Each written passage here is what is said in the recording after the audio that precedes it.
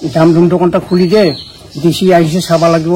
নমস্কাৰ বন্ধুসকল, আজি আহিছো সুচিমোহন ৰাভাৰ খুৰাৰ ঘৰত, যাক সকলোৱে চিনি পায় সন্তোষ বুক সেলাৰ বুলি।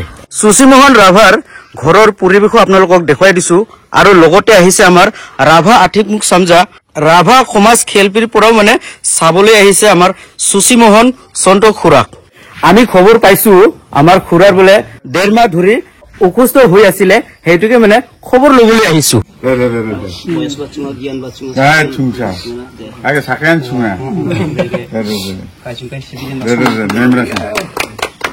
এফালে খুৰা, আপোনাৰ কি অসুবিধা হৈ আছে বৰ্তমান? মোৰ কোমৰৰ বিষ কিহৰ পৰা 1.5 মাহৰ পূৰ্ণিমাৰ পৰা তাতে আমাৰ কিহৰ দুধনৈৰ ৰূপালী জয়ন্তীত কিবা কিতাপ প্ৰদৰ্শনী কৰিব লৈ গৈছিল 19টা কিবা 50 টকাৰ দামৰ বেগত।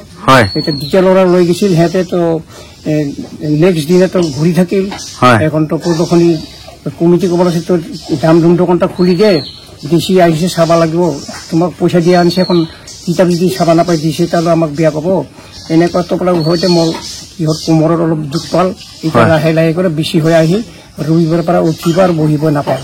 কুবেশো কৰিছিল, আমাৰ ৰাভা হিচাপে দেৱতাৰ পূজাও কৰিছিল, এতিয়াও কোনো উঠিব পাৰে। এফালে চাব পাৰে আমাৰ ৰাভা শিল্পী সমাজৰ পৰা আহিছে আমাৰ হিতেশ ৰুংডুং ডাঙৰীয়া, শিল্পী সমাজৰ প্ৰেচিডেণ্ট। ইয়াত আহি কিনে আমাৰ সন্তোষ খুৰাৰ লগত কি আলোচনা হ'ল আজি?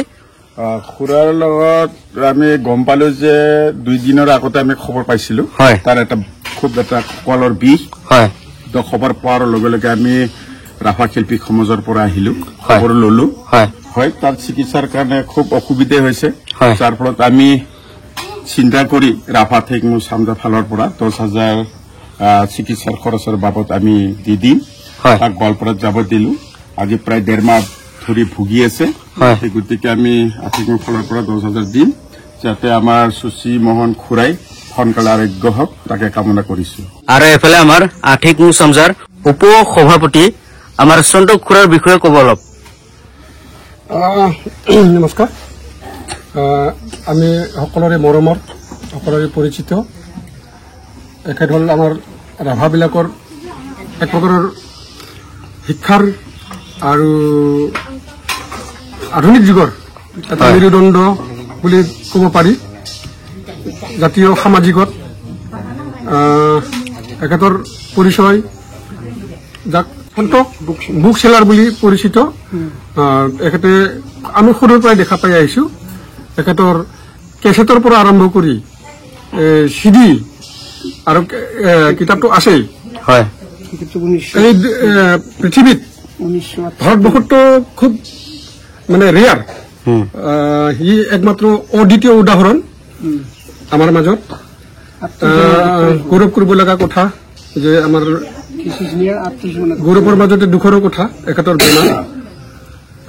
ঘৰে ঘৰে কোনোবা মিটিং সেইবিলাকত এইবিলাক জ্ঞান বিতৰণ কৰি ফুৰে, যদিও বিনামূলীয়া নহয়।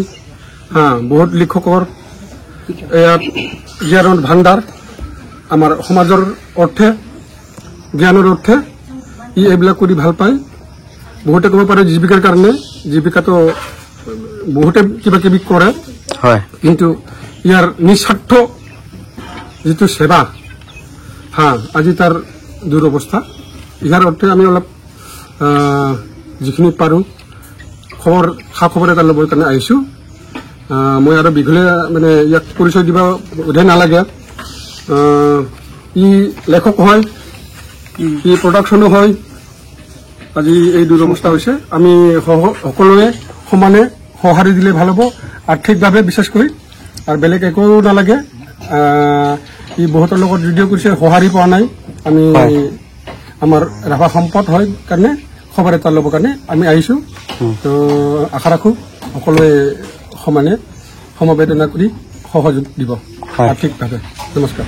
এফালে চাব পাৰে আপোনালোকক দেখুৱাইছো যিটো কিতাপ বিক্ৰী কৰি তেওঁৰ মানে কোমৰ বিষ হৈছিল, কঁকালৰ বিষ হৈছিল। চাওকচোন বন্ধুসকল, আপোনালোকক দেখুৱাইছো তেওঁৰ কিতাপ পত্ৰৰ ভাণ্ডাৰ। এয়া চাব পাৰে, এইবিলাকে তেওঁৰ কিতাপ পত্ৰৰ ভাণ্ডাৰ। এফালে চাব পাৰে আমাৰ ডিক্স দাদাই মানে ডক্টৰৰ তাত যাবলৈ যোগাযোগ কৰিবলৈ ফোন নম্বৰ লিখি আছে। তো বন্ধুসকল আপোনালোকে নিশ্চয় গমেই পাইছে আমাৰ সন্তোষ খুৰাক মানে আৰ্থিকৰ প্ৰয়োজন হৈ আছে বৰ্তমান। আপোনালোকে যদি সহায় কৰিব পাৰে তেনেহলে সন্তোষ খুৰাৰ কাৰণে নিশ্চয় ভাল হ'ব। আপোনালোকে স্ক্ৰীনত দেখিবলৈ পাইছে এই নম্বৰটো হৈছে আমাৰ ভীষ্ম নাৰায়ণ ৰাভা, মানে আমাৰ সন্তোষ খুৰাৰ পুত্ৰৰ নাম্বাৰটো দিয়া হৈছে। এই নাম্বাৰত যোগাযোগ কৰি কিনে আপোনালোকে সন্তোষ খুৰাক মানে সহায় আগবঢ়াব পাৰে। তো বন্ধুসকল আজিলৈ ইমানে, ধন্যবাদ।